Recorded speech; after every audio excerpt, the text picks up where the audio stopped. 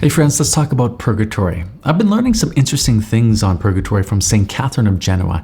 She experienced this divine fire, a mystical experience, and it led her to have some insights into how souls in Purgatory suffer. She wrote her insights down in Treatise on Purgatory, so let's cover 5 of her main points. Number 1, the soul in Purgatory has no self-love. St. Catherine believed that a soul in Purgatory has no disordered self-love. So it is not in Purgatory thinking, oh, if I had not done this sin, I would not be here. Or if only I would have done this type of penance, I would have amended for the temporal punishment due to sin. Nor does the soul look at another soul in Purgatory and think, well, that soul is going to get out sooner than me. She says a soul doesn't do any of this selfish self-reflection because a soul in Purgatory cannot sin. They see not that they suffer their pains in consequence of their sins, nor can they for a moment entertain that thought. For should they do so, it would be an active imperfection, and that cannot exist in a state where there is no longer the possibility of sin. St. Catherine does say that at the moment a soul goes into Purgatory, they understand why they're going there. But after they are there, they no longer reflect upon this. Number 2, the soul casts itself into Purgatory. Sometimes we could think that a soul is cast into hell or cast into Purgatory by God. With regards to Purgatory, St. Catherine sees it very differently. St. Catherine says, the Almighty is so pure that if a person is conscious of the least trace of imperfection, and at the same time understands that Purgatory is ordained to do away with such imperfections, the soul enters this place of purification, glad to accept so great a mercy of God. The soul, leaving the body and not finding in herself the purity in which she was created, and seeing also the hindrances which prevent her union with God, conscious also that Purgatory only can remove them, casts herself quickly and willingly therein. St. Catherine believed that the soul willingly chooses Purgatory because it's a time of great mercy where everything that hinders its union with God is removed. Number 3, the soul in Purgatory suffers differently than those in hell. St. Catherine teaches that when a person dies, it is confirmed in either good or evil. And if confirmed in evil, that soul then goes to hell and suffers differently in hell than the soul in Purgatory. She says, the souls in hell have been found at that hour with the will to sin, have the guilt and the punishment always with them, and although this punishment is not so great as they deserve, yet it is eternal. St. Catherine has an interesting insight here. She says that when a soul goes to hell, it merits 2 things. Number 1, an infinite punishment, and number 2, for an infinite amount of time.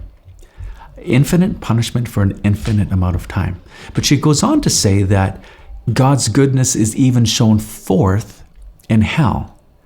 And she says that the soul, although merits an infinite punishment, does not get an infinite punishment.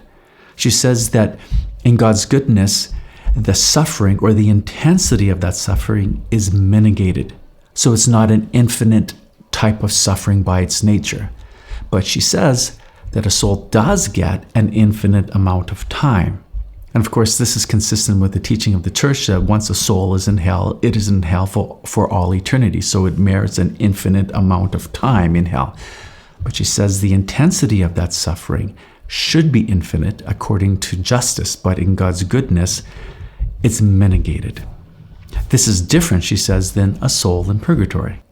She says, the soul in Purgatory, on the other hand, suffer the penalty of sin only, for their guilt was cancelled at death, when they were found hating their sins and penitent for having offended the divine goodness. So one of her points is that a soul in Purgatory suffer without guilt, unlike the soul in hell, which suffers because of their guilt. Number 4, the soul in Purgatory experiences peace and joy. St. Catherine says that a soul in Purgatory is free from guilt, again, unlike the soul in hell. But the soul in Purgatory is not free from the stain of sin. And this is what needs to be purified, and this is what causes great suffering.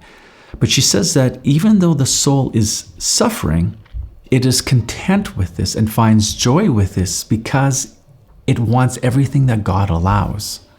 She says, free from guilt and united to the will of God, they see Him clearly according to that degree of light which He allows them, and comprehend how great a good is the fruition of God, for which all souls were created. Sometimes we think that when we suffer, we could never also have joy. But on closer examination, even our human experiences tell us otherwise. I take, for example, childbirth. Great suffering, although I've never done it. I've witnessed it 7 times. But with that suffering, it seems to me there's also a great joy that comes with it because you're anticipating this new life that's just right around the corner. So with purgatory, a soul is suffering, but with it, there can also be joy. St. Catherine writes, rust, which is sin, covers souls and is burnt away by fire. The more it is consumed, the more the soul responds to God. As the rust lessens and the soul is opened to the divine rays, happiness grows. Number 5, the soul in purgatory a second time would experience something very different. Now, St. Catherine is not saying that a soul does go to purgatory 2 times. She's just saying that if a soul did go a second time, that its second experience would be very different than the first. Why? She says, nothing of herself remains, and God is her entire being. When He has thus led her to Himself and purified her, she is no longer passible, for nothing remains to be consumed. If when thus refined she should again approach the fire, she would feel no pain, for to her it has become the fire of divine love, which is life eternal and which nothing mars. Interesting thought here. So the fire which initially purifies now becomes the soul's joy, which is God Himself.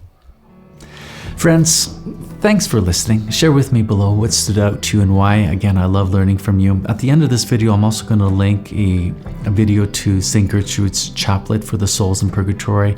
We have a responsibility to pray for the souls in purgatory, so that is provided for you. Again, thanks for watching. We'll see you soon. God bless.